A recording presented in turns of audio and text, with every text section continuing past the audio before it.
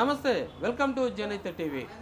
ప్రస్తుతం యావత్తు తెలంగాణ మొత్తంలో బీసీల యొక్క రచ్చ అనేది కొనసాగుతుంది. బీసీలకు ప్రత్యేకించి వారికి ఒక రిజర్వేషన్ కేటాయింపు లోపల తెలంగాణ సర్కారు తీసుకున్నటువంటి గొప్ప నిర్ణయాన్ని ఇప్పుడు యావత్తు తెలంగాణ ప్రజానికము వెల్కమ్ చేస్తుంది.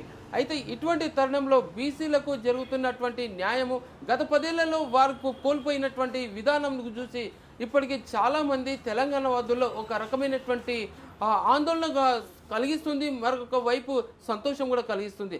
సరే, ఏది ఏమైనా సరే ఇప్పుడు ఉన్నటువంటి ప్రస్తుతము తెలంగాణ సర్కార్ ప్రకటించినటువంటి ఈ రిజర్వేషను రాబోయే ఎన్నికల్లో వాళ్ళు చూపించేటువంటి చొరవ మీద బీసీలకు ప్రత్యేకంగా వాళ్ళు ఇస్తున్నటువంటి పర్సంటేజ్ను బట్టి అది ఏ రకంగా ప్రభావం చూపించబోతుంది అనే దానికి డిస్కస్ చేయడానికి మనతోటి పిసిసి సెక్రటరీ మన సురేష్ లాల్ మనతోటి ఉన్నారు. ఆయనతో ఒకసారి ఈ విషయం మీద డిస్కస్ చేద్దాం. సార్ నమస్తే.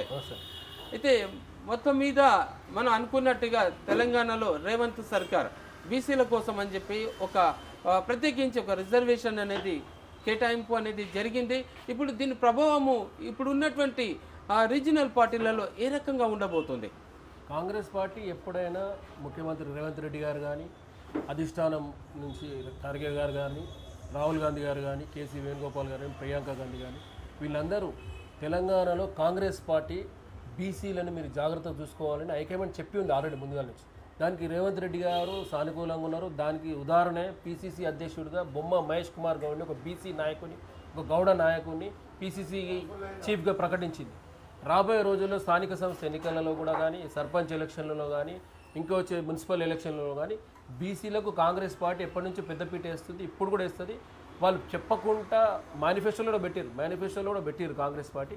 వాళ్ళు చెప్పక ముందుకే వాళ్ళు ఎవరు అడగలేదు. బీసీలకు 60%, 50% ఏమైనా అడగలేదు. ఆయన ముఖ్యమంత్రి గారు చొరవ తీసుకొని బొమ్మ మహేష్ గారు బీసీ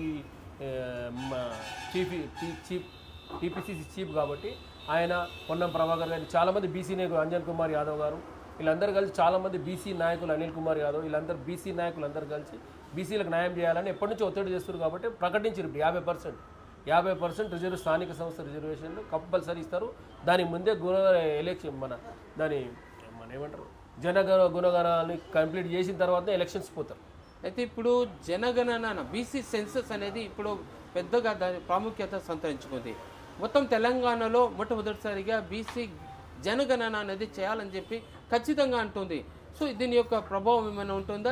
ఎట్లా చేస్తారు? ఖచ్చితంగా చేస్తారు. చేసిన తర్వాతనే రిజర్వేషన్ అనేది ప్రకటిస్తారు. బీసీలకు 50% రిజర్వేషన్ చేస్తారు. గుణగణాలు ఎన్ని కులాలు ఉన్నాయి అన్ని కులాల వరకు న్యాయం చేస్తారు కాంగ్రెస్ పార్టీ బీసీ ప్రజల ఎంబడే ఉంటుంది. ఎప్పుడు కాంగ్రెస్ పార్టీ ఎప్పుడైనా న్యాయం చేయడానికి సిద్ధంగా ఉన్నది కాంగ్రెస్ పార్టీ. బీసీలకు మాత్రం ఖచ్చితంగా ఈసారి వచ్చే ఎలక్షన్లో కానీ, మళ్ళీ వచ్చే ఎలక్షన్లో కానీ, మళ్ళీ ఎమ్మెల్యే ఎలక్షన్లో కూడా బీసీలకు న్యాయం చేస్తారనేది మాకు నమ్మకం ఉంది. కాంగ్రెస్ పార్టీ మీద వాళ్ళు చేస్తారని మాకు.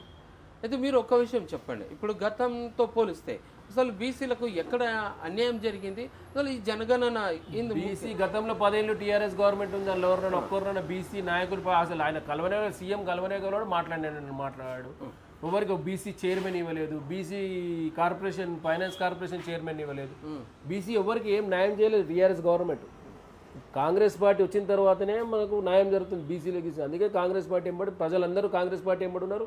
రేవంత్ రెడ్డి గారు ముఖ్యమంత్రిగా స్వచ్ఛమైన మంచి పని చేస్తున్నాడు. దానికి తోడు బీసీ నాయకుడు బొమ్మ మహేష్ కుమార్ గౌడ్ గారు, మంత్రులు, ఇతర మంత్రులు, నాయకులు అందరు కలిసి పనిచేస్తారు. బీసీలకు ఖచ్చితంగా ఈసారి న్యాయం జరుగుతుందని నేను అనుకుంటున్నాను.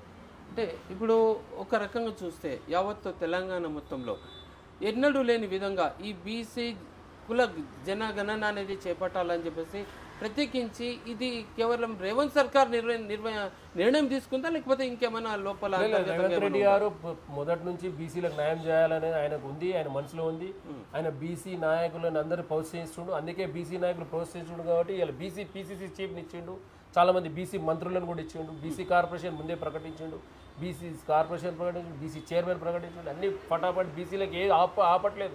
బీసీలకు ఏమున్నా చేయడానికి రెడీ ఉన్నాడు. దానికి తోడే రాజ్యసభ మెంబర్గా అనిల్ కుమార్ యాదవ్, బీసీ యాదవ్ బిడ్డకు ఆయనకి ఇచ్చిండు. చాలామంది బీసీలకు అందరికి న్యాయం జరుగుతుంది. ఇప్పుడు న్యాయం జరగదు ఏం లేదు. కాంగ్రెస్ పార్టీ ఫస్ట్ బీసీలకే న్యాయం చేస్తుంది. ఇప్పుడు గతంతో పోలిస్తే గత 5 ఏళ్ల కాలంలో బీసీలకు బీఆర్ఎస్ సర్కార్ చేసింది ఏమీ లేదు, అది మీకు అందరికీ తెలిసిందే. అయితే బీసీలకు కేటాయించిన నిధులు కూడా వాళ్ళు అంతా పక్కదారి పట్టించినటువంటిది. మరి ఇప్పుడు అటువంటి మరి ఆ రకమైనటువంటిది ఇలా ఇప్పుడు ఈ బీసీ సెన్సస్ జరిగిన తర్వాత కూడాను ఈ ఎలక్షన్లలో వీళ్ళ కేటాయింపు జరిగినాక కూడాను మళ్ళీ బీసీలకి మన ప్రాధాన్యత నిధులు కేటాయింపు ఏ విధంగా ఉండబోతుందని మీ అంచనా ఎట్లా ఉంటుంది? నిధులు బీసీలకు నిధులు కానీ ప్రాధాన్యత కానీ ఏది తగ్గదు. దానికి ముఖ్యమంత్రి రేవంత్ రెడ్డి గారు కంకణం కట్టుకున్నారు. బీసీ సంక్షేమ శాఖ మంత్రిగా పొన్నం ప్రభాకర్ గారు, ఆయన బీసీ బిడ్డ, చిన్న ఎన్ఎస్యూ కార్యకర్తగా పైకి వచ్చాడు. ఆయన మంచి వ్యక్తి, అందరికి అందుబాటులో ఉండే వ్యక్తి కాబట్టి బీసీలకు న్యాయం చేస్తాడు. ఆయన నుండి దగ్గర ఉండి ఫైట్ చేసి న్యాయం చేస్తాడు.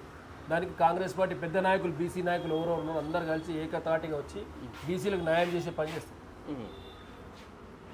అయితే ముఖ్యంగా చూస్తే ఇక ఇవాల్టి వరకు మొత్తం మీద ఎన్నడూ ఊహించని రీతిలో అంటే గత అసెంబ్లీ ఎన్నికల్లో కానీ లోక్సభ ఎన్నికల్లో తెలంగాణ కోసం అని చెప్పేసి ప్రత్యేకంగా సెంట్రల్ కేంద్ర కమిటీ నిర్వహించినటువంటి మేనిఫెస్టోలో పెట్టినటువంటి ప్రకారంగా రాహుల్ గాంధీ ఆయన ఏదైతే హామీ ఇచ్చారో దాన్ని అమలు చేసే దిశగా ముందుకు పోతున్నట్టుగా మనకి ప్రస్తుతం కనబడుతుంది. ఆ దిశగానే రేవంత్ సర్కార్ అడుగులు వేస్తున్నట్టుగా తెలుస్తుంది.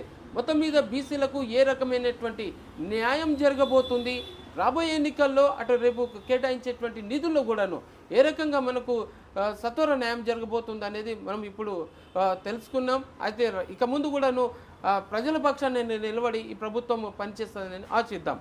మరొక వీడియోతో మళ్ళీ కలుద్దాం. అంతవరకు